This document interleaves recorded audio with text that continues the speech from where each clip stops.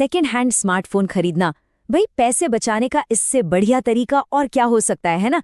लेकिन जरा सी चूक और ये शानदार डील एक बहुत बड़े नुकसान में बदल सकती है। तो चलिए आज इसी पर बात करते हैं और देखते हैं कि एक स्मार्ट खरीदार कैसे बना जाए। यही वो एक सवाल है जो हर सेकेंड हैंड फ़ोन खरीदार के मन में घूमता रहता है। क्या ये फ़ोन सच में उतना ही अच्छा है जितना दिख रहा है, या फिर इसमें कोई ऐसी दिक्कत है जो अभी नज़र नहीं आ रही? आइए मिलकर इस पहेली को सुलझाते हैं। देखिए, बात सीधी है। यहाँ दो ही रास्ते हैं। एक तरफ आप हजारों रुपए बचाकर लगभग एक नया जैसा फ़ोन पा सकते हैं, और दूसरी तरफ एक खराब या भगवान ना करे चोरी का फोन खरीदकर अपना पैसा और सुकून दोनों खोने का पूरा रिस्क है। तो दाव काफी बड़ा है और सही जानकारी ही हमारा सबसे बड़ा हथियार है। तो चलिए सबसे पहले बात करते हैं उस बुनियाद की जिसके बिना कोई डील हो ही नहीं सकती, सेफ्टी की। ये कानूनी और सुरक्षा जांच समझ लीजिए कि नॉन नेगोशिएबल है।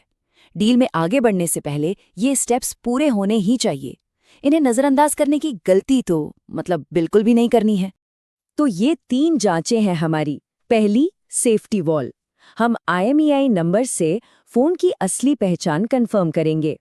फिर सरकारी पोर्टल पर उसकी पूरी कुंडली जांचेंगे और आखिर में असली बिल देखकर ये पक्का करेंगे कि फ़ोन कानूनी तौर पर आपका हो रहा है। तो चलिए एक एक करके शुरू करते हैं। हर फोन का ना अपना एक यूनिक आधार कार्ड नंबर होता है जिसे IMEI कहते हैं। इसे निकालना बहुत आसान है। बस फोन के डायलर पर डायल कीजिए *#06#। स्क्रीन पर जो 15 अंकों का नंबर आए उसे फोन के डिब्बे और बिल पर लिखे IMEI से मिला लीजिए। अगर एक भी अंक इधर उधर है तो बस उस डील को वहीं छोड़ दीजिए। अब आता है इस IMEI नंबर का असली काम। सरकार का एक बहुत काम का पोर्टल है, संचार साथी। उसकी वेबसाइट या ऐप पर जाकर बस ये नंबर डाल दीजिए।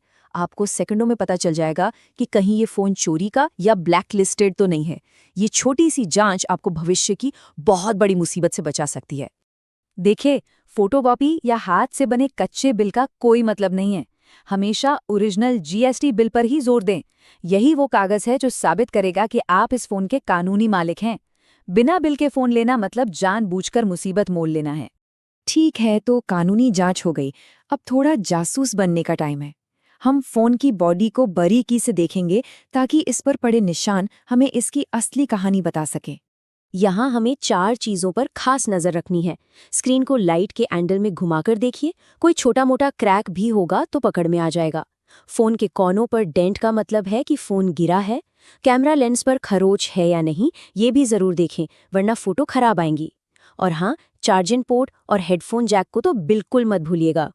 एक बात समझिए, फोन के कोने पर कोई गहरा गड्ढा या डेंट सिर्फ दिखने में बुरा नहीं लगता। ये एक सीधा सीधा सुराख है कि फोन को तगड़ा झटका लगा है, जिससे मदरबोर्ड जैसे अंदर के नाजुक हिस्सों में कोई प्रॉब्लम आ सकती है जो शायद तुरंत पता न चले। एक और छोटी सी लेकिन बहुत जरूरी बात, लोग अक्सर पोर्ट्स चेक करना भूल जाते हैं। अपना चार्जर और ईयरफोन साथ ले जाइए और लगाकर चेक कीजिए कि कनेक्शन टाइट है या ढीला, क्योंकि ढीले पोर्ट्स एक आम समस्या है और इसे ठीक करवाना काफी महंगा पड़ सकता है। ओके, तो बाहर से तो हमने फ़ोन को अच्छी तरह देख लिया। अब बारी है इसके इंजन को चेक करने की, यानी इसके हार्डवेयर को। इसे आप एक कार की टेस्ट ड्राइव ही समझ लीजिए। हमें ये पक्का करना है कि फ़ोन अंदर से भी उतना ही अच्छा हो जितना बाहर से दिख रहा है। तो अब फटाफट एक एक करके हर फीचर को टेस्ट करने की बारी है। डिस्प्ले की टच से लेकर बैटरी की ड्रेन तक, स्पीकर की आवाज़ से लेकर वाईफाई और ब्लूटूथ की कनेक्टिविटी तक। इस चेकलिस्ट में से कुछ भी छूटना नहीं चाहिए, क्योंकि आज की एक छोटी सी खराबी कल का बड़ा खर्चा बन सकती है।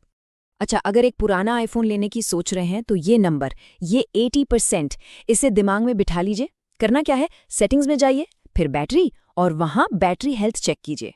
अगर ये 80% से ज़्यादा है तो मतलब बैटरी ठीक ठाक है, चल जाएगी। लेकिन अगर इससे कम है तो समझ जाइए कि बहुत जल्द बैटरी बदलवाने का खर्चा आने वाला है। अब एंड्रॉयड फ़ोन में बैटरी हेल्थ का सीधा परसेंटेज तो दिखता नहीं है, तो यहाँ एक देसी जुगाड़ काम आएगा। फ़ोन पर कोई भी हाई क्वालिटी वीडियो 5-7 मिनट के लिए चलाइए और ध्यान से देखिए कि बैटरी कितने % गिरती है। अगर ये बहुत तेज़ी से घट रही है तो समझ लीजिए कि बैटरी में दम नहीं बचा है। तो आपने फ़ोन को हर तरह से जांच परख लिया है और आप पूरी तरह से संतुष्ट हैं। लेकिन रुकिए, पैसे हाथ में देने से ठीक पहले कुछ आखिरी पर सबसे जरूरी कदम अभी बाकी हैं।